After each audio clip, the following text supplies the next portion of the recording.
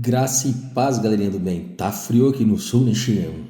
Tá frio na minha cidade, a bem da verdade, che.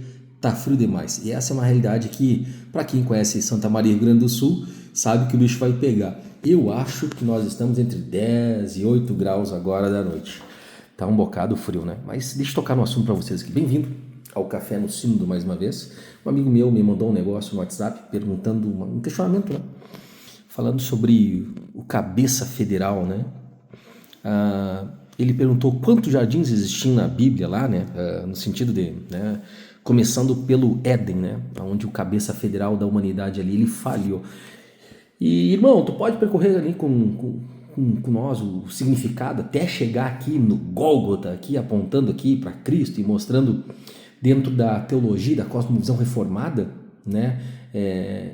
Aonde o primeiro Adão falhou e que o segundo Adão, que é Cristo, ele cumpriu cabalmente e ele disse na cruz, né? Tetelestai, e disse Tetelestai. Amados, deixa eu trocar uma ideia com vocês rapidinho aqui. Dentro da teologia, da cosmovisão reformada, a história da redenção ela pode ser belissimamente mapeada através da geografia dos jardins. Então, essa trajetória ela vai mostrar uma progressão dramática, onde o primeiro Adão ele falhou em um ambiente de perfeição e o segundo Adão, que é Cristo, ele triunfou, olha que interessante, né, num ambiente de maior agonia e sofrimento, cumprindo cabalmente a aliança das obras.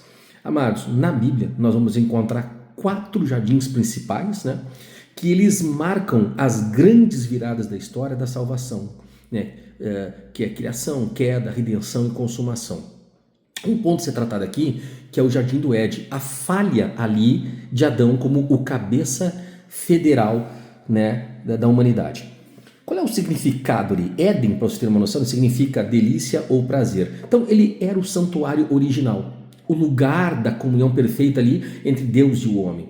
Então, na perspectiva reformada, no Éden, Adão ele não agia apenas por si mesmo, entende? Ele foi estabelecido ali por Deus como cabeça federal e o representante legal ali espiritual de toda a humanidade, meus irmãos. Então Deus, ele estabeleceu com ele a aliança das obras, que a obediência perpétua, ela geraria a vida eterna e a desobediência geraria o quê? A morte.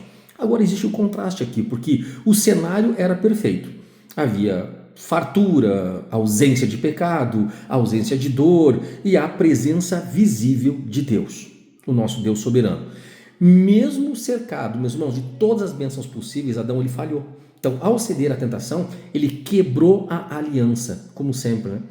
Então, como nosso representante, a queda de Adão, ela arrastou toda a raça humana aqui para uma depravação total, né? E para a condenação espiritual, como diz lá em Romanos 5, versículo 12. Então, o jardim do prazer se tornou o quê? O lugar da expulsão e da maldição.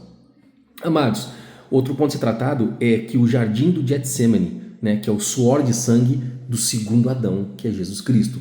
E quero dizer para vocês que o significado de Getsemane, o Getsemane, significa prensa de azeite, né? Então é o lugar ali, meus irmãos, de esmagamento, da pressão extrema ali e da agonia profunda. E dentro da cosmo reformada, se no Éden, o primeiro Adão, ele estava ali em um banquete, meus irmãos, e ele preferiu fazer a sua própria vontade, então preste atenção, eu creio que eu devo ter pensado assim, seja feita a minha vontade, né, e não a tua, Senhor. Então no Getsemane ali nós encontramos o quê? O segundo Adão, que é Jesus Cristo no escuro, cercado pela iminência da ira de Deus, e ele assume o papel do novo cabeça federal dos eleitos de Deus. Agora existe um contraste aqui, porque o solo que Adão amaldiçoou aqui com espinhos e cardos, agora, meus irmãos, ele exige de Cristo um esforço tão violento que o seu suor se transforma em gotas de sangue que caem aonde? Na terra.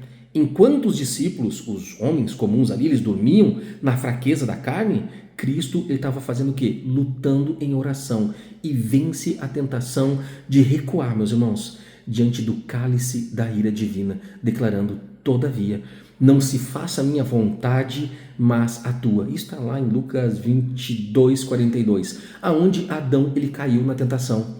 Cristo ele permaneceu obediente. Agora tem o jardim do Gólgota, né, que é o sepulcro, né, que é a vitória consumada. E o Evangelho de João, né, 19:41, ele vai nos dizer explicitamente no lugar onde Jesus fora crucificado ali, havia um jardim. E nesse jardim, um sepulcro novo, o Gólgota, que era o lugar da caveira. Então, estava conectado, meus irmãos, a esse ambiente de sepultamento. E é aqui que a obra jurídica da redenção atinge o seu clímax. Então, na cruz, Cristo ele recebe em si toda a condenação devida à quebra da aliança de Adão.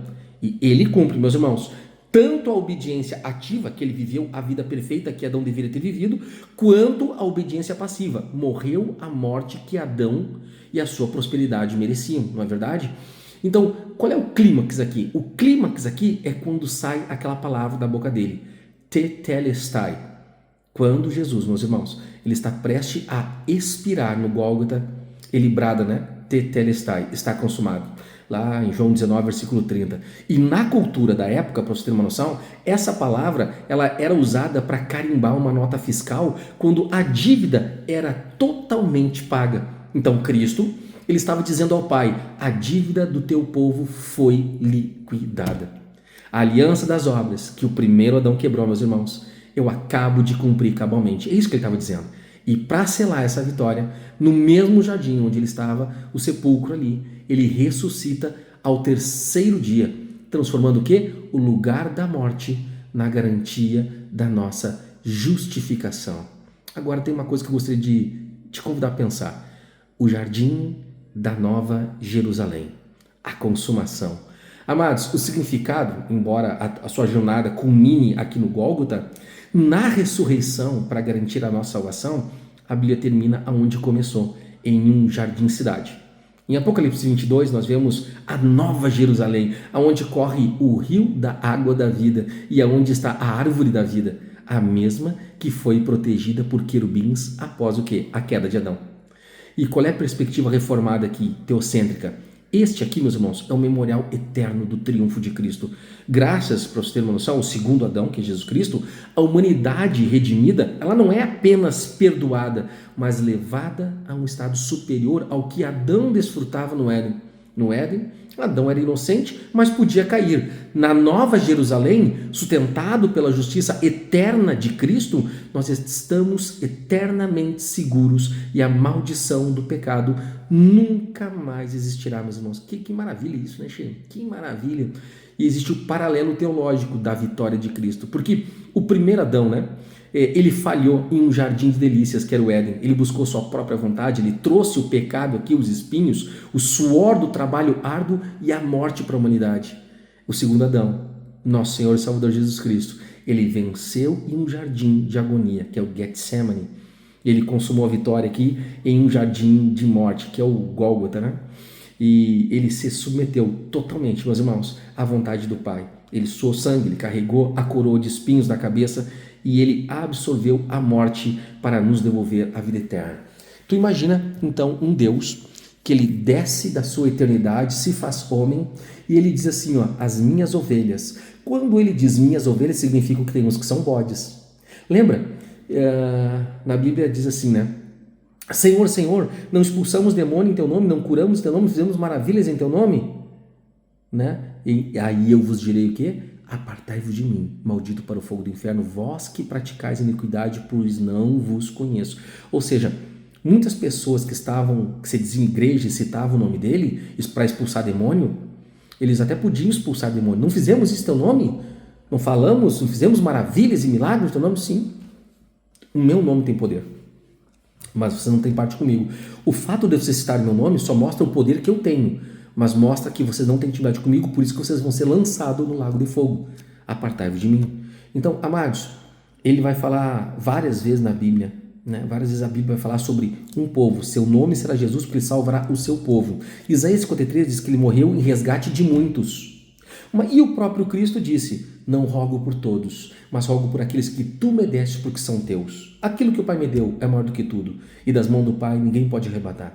Então, meus amados, um eleito ou um salvo por Cristo, ele entende a necessidade de se voltar para Deus, como Davi disse, pequei contra ti somente. E ele se volta, não é uma pessoa que, o olho de Deus não é uma pessoa que não peca mais.